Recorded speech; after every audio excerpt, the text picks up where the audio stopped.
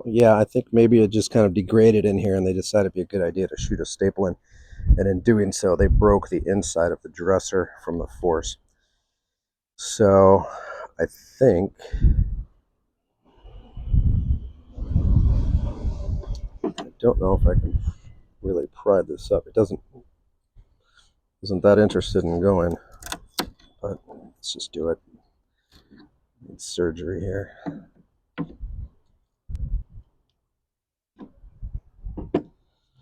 All right, so I'm gonna have to look inside, but I'm gonna do some digging around. What I'm gonna do is I'm gonna put a bunch of glue in here, take all the pieces, like this stray piece here. I'm gonna glue everything up, squish it all together.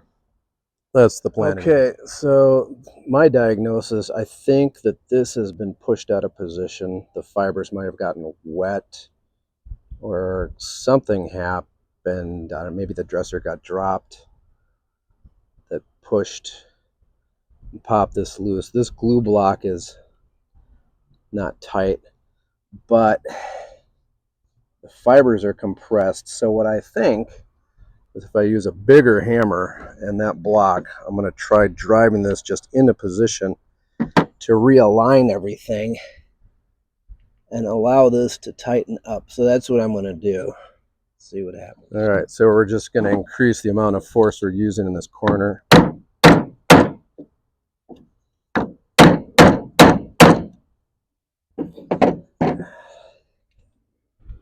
I managed to knock this. This is kind of floating around now. It's kind of loose.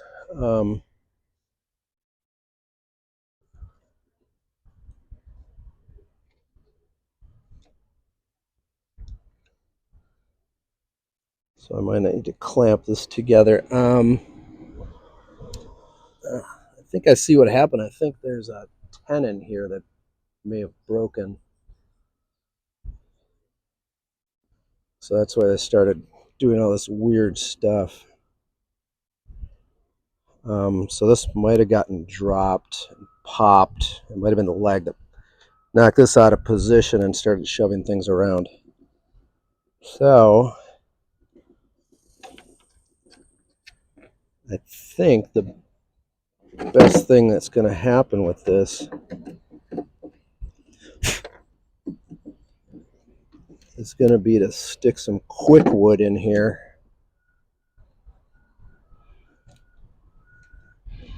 and kind of pull all that together while I clamp this down with regular tight bond and try and compress that so I've got a minimum amount of filling taking place there.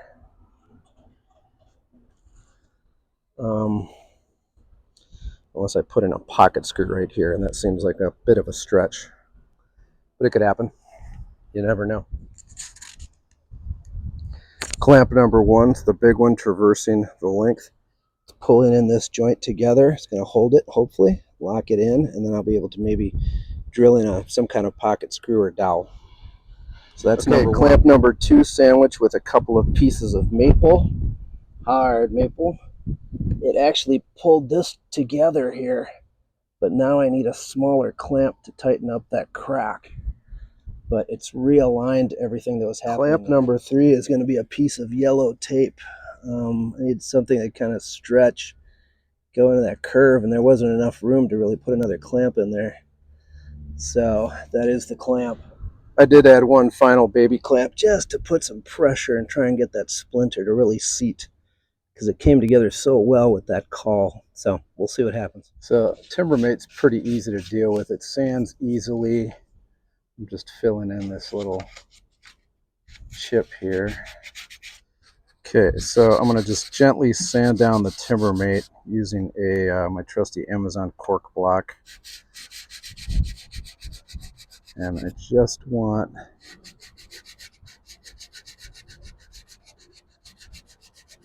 those edges to meet.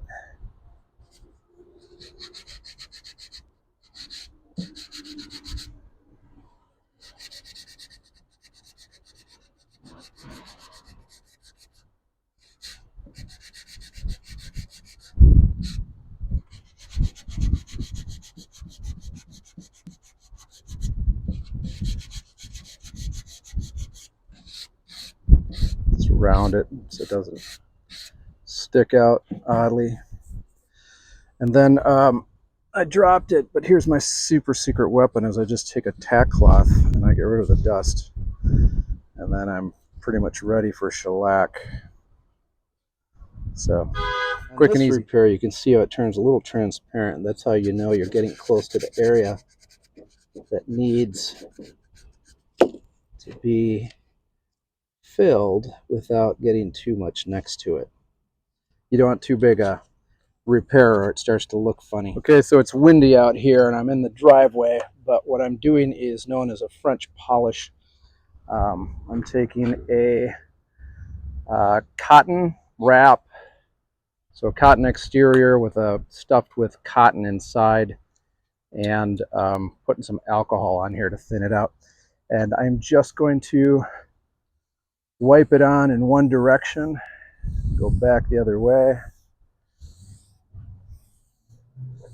and you're going to see what happens to that walnut as soon as the shellac hits it.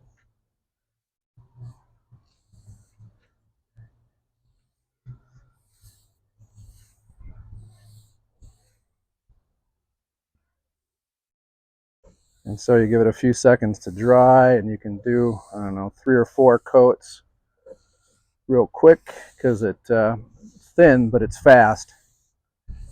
But that's, and then you just drag the edge to avoid drips real quickly, and that's pretty much it. You just do a few more coats to build it up, and what happens is the shellac just melts into the shellac once the alcohol flies away. So I just need more shellac to apply, but that's it. The top is going to look like that pretty much. Okay, so I was never sure how to deal with these kind of colored edges where it's not walnut, but they just put like a brown tone or stain onto a wood, a lighter wood. And so I have a little bit of shellac in here, and then this is Mixol, and it's the tobacco brown. And let's see if I can hold this steady. It's not perfect. If I kind of smear it around, it blends in. Like I said, I was never able to kind of figure out for the longest time the tops of dressers and stuff like that. Here's another area that needs a bunch of work. So I have a few different browns. This might be a little flat. There's a warmer brown. It's probably a better match, but it's close enough. So I hope that helps. It's been kind of handy for me. And then like a white speck like this, some of these I can kind of retouch the shellac a little bit. That was a terrible example. So this is it. Probably could have put more finish on the top, but it's vintage, so there's supposed to be some wear and tear. Probably just take a marker and actually color the oh, maybe that'll just come off. Looks like old Timbermate. So yeah, it looks better from farther away. It's got the cool little Swedish feet.